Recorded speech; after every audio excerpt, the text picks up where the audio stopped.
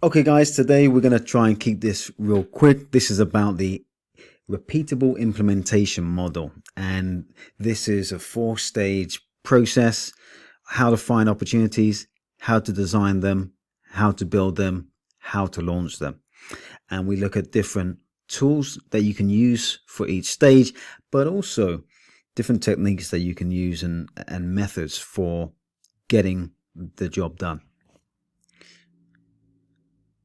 So this is a continuation from the other video, the discovery model, where you've tried to scan your whole business to find the best opportunities, the quick wins. So now we've found the quick wins, or the best of opportunities at the top of the priority list.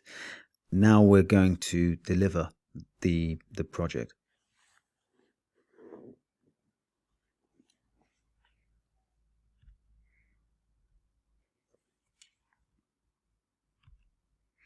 Okay, so the first stage is identify and assess. So this is where we're going out to the team and we're gathering details about the process, and we're analyzing what the process is all about. So we can use workshops to get stakeholders or process experts together to get an understanding of the as-is process, and then what do they do? What's the process look like?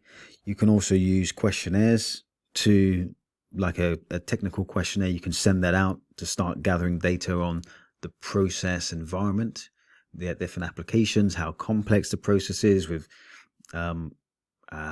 different steps, how many steps and decisions it uses.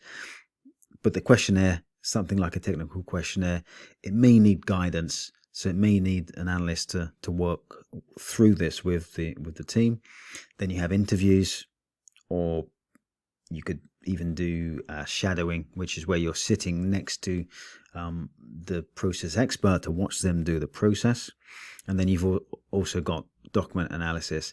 And to be fair, document analysis is something you'd want to do at the beginning before you even approach the process expert, because these guys, the people in the team, have their day job. So the analyst should really be doing some document analysis, looking at the different process maps that may be available to get an understanding, get a baseline understanding of the process before they speak to the team. So they have some kind of baseline knowledge that they can build on. But then, like I say, once you understand roughly what the process is, the as-is process, you may even want to start applying some lean thinking and some root cause analysis to understand, okay, so this is the problem you experience, but maybe there's a root cause somewhere upstream that we can solve to solve the problem better. And then, you may want to use some workshop slides to explain how the root cause workshop would go, and also workbooks as well to help the business team think about the root cause in the right way.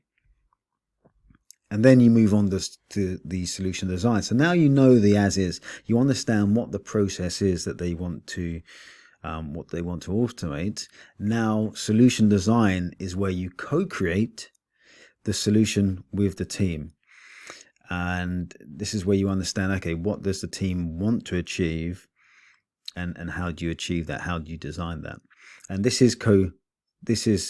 it's important to co-create with the business so that it's fit for purpose. They understand the business, they understand the process, you and your team understand the technology. So when you come together, you will build a fit for purpose process, rather than if you try to use your own understanding on the process, then it may not be fit for purpose, and then that could cause a lot of issues and headaches and frustrations later down the line. So it's very important that you co-create with the business. And there's different ways to do that. Like I say, solution design can be done using lean thinking techniques, because it is very important that you streamline and optimize a process first before you automate, because you could, if you just automate as the process is at the moment, you could be inheriting problems that you then go and automate, and then those just those problems just happen again, but just in higher volume or at a faster rate because it's automated. So it's important to use lean thinking, take out any inefficiencies and wastes, make sure it's lean. And with lean thinking, obviously you can actually get more out of the technology, more bang for your buck, because you're automating a more streamlined process. And like I said before, you may want to look at root cause analysis. The root cause may be out of scope. It may be something that you can't handle. It could be something to do with an issue with a third-party application, but it's important to understand where the problem's coming from. And then obviously you've got documentation, because when you design the solution, it has to be documented. You have to, because when it's documented, when it's written down and people can see and read it, then it becomes clearer and it becomes unambiguous. And there are different tools that you would use throughout this solution design project to capture the information. So you've got the business case, which captures, is this project worthwhile? You've got the process maps to determine what the process used to look like and now should look like. You've got your cost benefits as part of the business case. Is it a project which is going to deliver value that outweighs the benefit, the effort to automate? Then you've got keystroke documents and you've got test cases, and that all comes together in your process definition document, your PDD, so that you're 100% clear that what you're going to deliver is what the business wants. And then you can translate that to the you can convey that to the developer. So next is the build and test, and this is where we're actually building it. Essentially, this is looking at the best practices for development. Obviously, when you're developing something, it's important to do modularized development. So you're building in components, because one, it's easier for the developer to test. So you build component, test the component, build the next component, test that component, and then if there's an issue, you just know where the error is. You don't have to test the whole thing to find that issue. And then it also makes it easier in support later on. But then the other two parts with development is, once it's been built, the developer should do their system integrated testing, the SIT test, SIT, and then you've got the UAT or UAT testing, the user acceptance testing. So the SIT testing, that's what the developer does to test what they've built, or it may be a peer review, another developer, a different developer tests what's been built. And then you've got the user who's going to be using the process, the process expert. They're testing it to make sure that they're happy with it as well.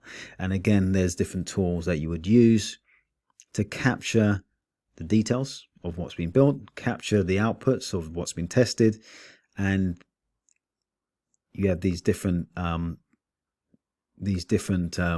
documents and tools that you use to make sure that it has met the requirement, and the quality is as it should be, so that it can move on to the next phase, which is to launch.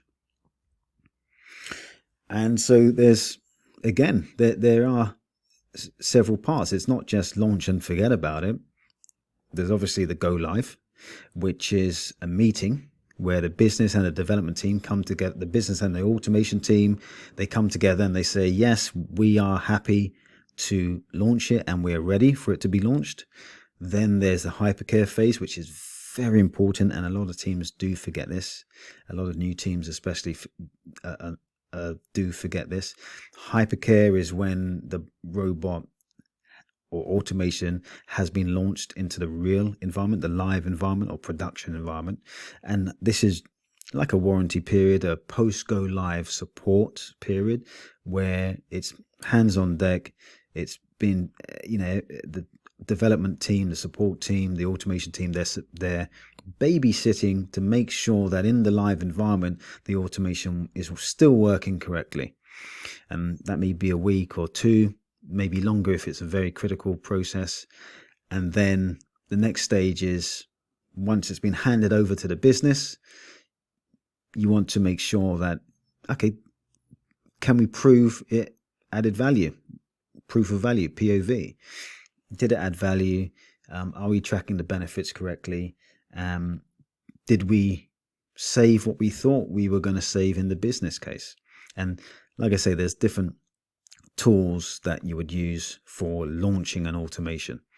You want to make sure that the users, the business, know how to use the automation, how to interact with it, who to speak to if something goes wrong. Also, you want to have a hypercare exit criteria. You don't want to just launch it after a week, but you also don't want to keep extending the hypercare because the user had a new idea that they wanted to add to the robot, which would cause scope creep. You want to make sure that you're launching what you've agreed to launch and it's working correctly. And then obviously after that, you have a benefits tracker, which is looking at maybe the automation logs to make sure that it is delivering the value that the team thought it was going to deliver. And so those 4 stages is the implementation model, and that is repeatable. You can go back again and you can keep repeating those 4 steps using those tools and methods in a repeatable way to keep churning out automation really fast and repetitively, and it allows you to scale across your business. It's really that simple. So this cheat sheet would be really useful, and as always, you can download this cheat sheet. This cheat sheet is free when it comes to the IA Simplified community. And as part of being a IA Simplified member, you can download some of these books from the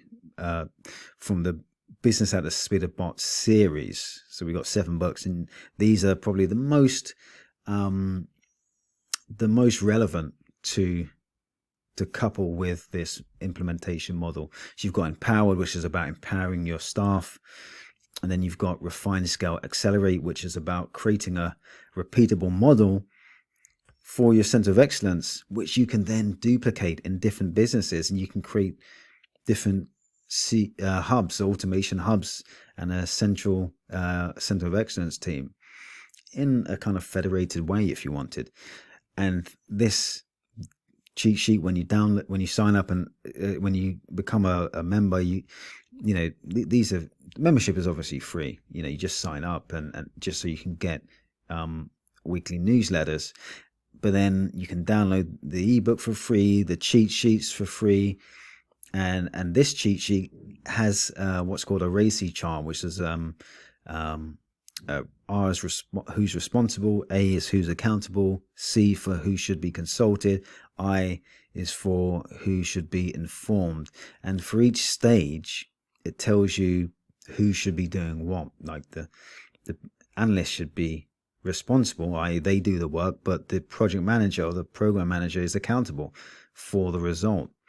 And the business team members should be consulted, and the program manager or the head of automation should be informed, something like that. But the table has the different steps, and then you can fill that in.